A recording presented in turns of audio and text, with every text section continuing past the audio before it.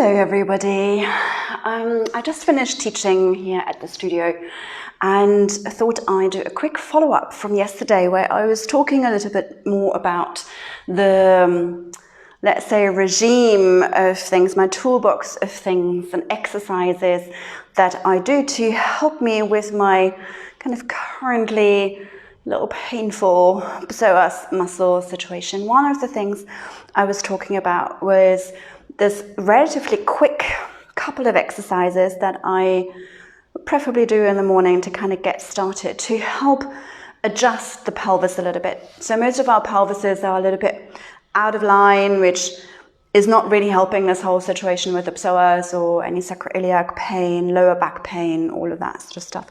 So there is a couple of quite simple and quite quick exercises that I find really, really helpful. One of them, my craniosacral therapist, Juan, has shared with me. The other one is a well-known exercise amongst body workers and exercise facilitators, but it's just so helpful for just everybody to know of. So the first thing I do is I come and sit like this with my legs round to the side. And with a little bit of a thing in my psoas going on, I can already feel a little bit of a discomfort actually in this position right now. And then what I do is very gently, two movements. The first one is tilting the pelvis forwards and back. So you can play with this foot being outside of the leg, or possibly it's easier or a better option to have it under the leg and play with that, that's fine. And then moving into what ultimately takes you into an extension through the spine and a flexion through the spine, but it comes from the pelvis. So the focus really is here on tilting the pelvis. And I'll do it roughly at this pace, but I wouldn't prescribe a particular speed. So this is really for you to tune into this. How does this feel? Is this movement available? For me, it's a little bit delicate, so I'm moving with awareness. I'm also noticing that the full range of movement doesn't seem quite available for me right now. So I'm doing a few extra rounds to see if maybe at least one part of this can somehow settle. And so, you could be literally doing 5 rounds and say, yep, great, done. Or I'm doing something like 12 rounds here now. And then when you feel, okay, that's all right, then we can try the second move. And that one is a turning. So I lift this up and turn the pelvis and then bring it back.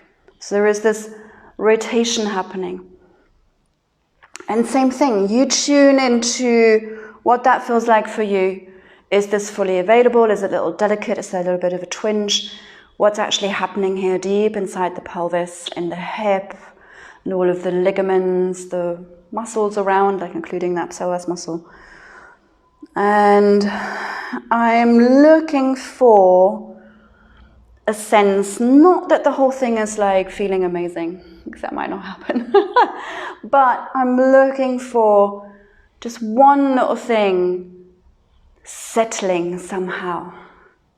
That's how many repetitions I do on this side. And so I move through this really curiously and slowly, and here there is something that shifted and it feels a little better. And I tend to then just check in with the first movement again, but that's optional. So I can't tell you a set number of repetitions or a particular pace to do this. It's 2 very simple movements, and you do them as many times as you feel right for you. But it probably won't take longer than a couple of minutes. And then I do it always on the other side, but not the same number of repetitions I did on that side, because it will be potentially quite different on this side. So I check in again. I do my forward and back tilting of the pelvis and see what it feels like doing it in this leg arrangement. Sometimes I do quite consciously really take it a little bit more through the whole of the spine and really let this come into more of an extension and a flexion. kind of, because for me it just felt a little bit blocked here, so I'm just bringing that up for a little bit more kind of wholeness here. And then the second one is the turning. There is so much, in the whole arrangement around the pelvis, with the bones, the ligaments, the tendons, and the muscles, this whole tensegrity structure, and there's so much tension on it. It's the place from where we come up into our uprightness, being upright beings. So it's got quite a lot of work to do. And so with these two simple movements, it's almost like we're tapping into some of that innate tensegrity and intelligence here of the pelvis that it actually has, reminding the pelvis of that. And so with that, we might find a little bit more ease, a little bit more balance in the pelvis, and might even realign it both directions, a little check. So all in all, that would probably not take me more than 3 or 4 minutes. And the second thing I do, so you could literally do this as you rolled out of bed. You could sit back onto the edge of the mat. I've just got a chair here. This is a really great exercise, and it takes no time at all. I know I'm cutting my head off, but the main thing you need to see is my legs here.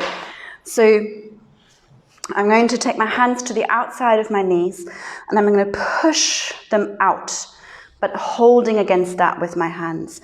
And I will count that for 1, 2, 3, 4, 5, 6, 7, 8, 9, 10, and release. And then we flip that. I hold against it from the inside of my knees, and I push my knees together, holding against that. And I do that for 1, 2, 3, 4, 5, 6, 7, 8, 9, 10. And releasing that. That's it.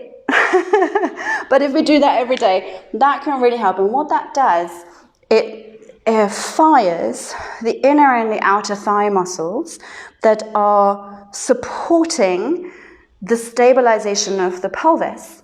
So if we're struggling with this whole arrangement in and around the pelvis, then that can be really helpful, aligning that a little bit and stabilizing that a little bit, and then ultimately actually creating more free movement through it again. And so that together now takes 5 minutes, and that could be quite easily done as part of a morning routine. So I thought I share that, as I mentioned it yesterday in the little talk about my toolbox of things, from which I pick something, ideally 3 times a day, making time for this healing. And I just wanted to also show really how simple and little time it might take, how simple it could be and how little time it might take. And it can actually make a real difference. It might seem almost a bit like, wow, really, that is going to do the trick? Well, just try it. See how you feel with it. I suggest you might feel a difference straight away. Like, ooh, wow, this is great. But, maybe give it a week. So how much is it going to cost you to spend 5 minutes every morning for 7 days? That's going to cost you 35 minutes, basically, of your life. Try it and see if it makes any difference. I mean, obviously more relevant if you are struggling with anything around pelvic stability, sacroiliac, joint pain, one-sided pain, psoas issues. So there was one question here. Yeah, my sit bones are on the floor, but obviously, I might be a little bit restricted here in my movement. This side and this sit bone isn't quite touching, but that's okay. So in this movement, it's coming down. My bum's on the floor. And of course, if taking the legs round like this is really a bit challenging, we can also prop ourselves up on a cushion, or if you have a yoga block or something like this, give yourself a little bit of height so that this is available.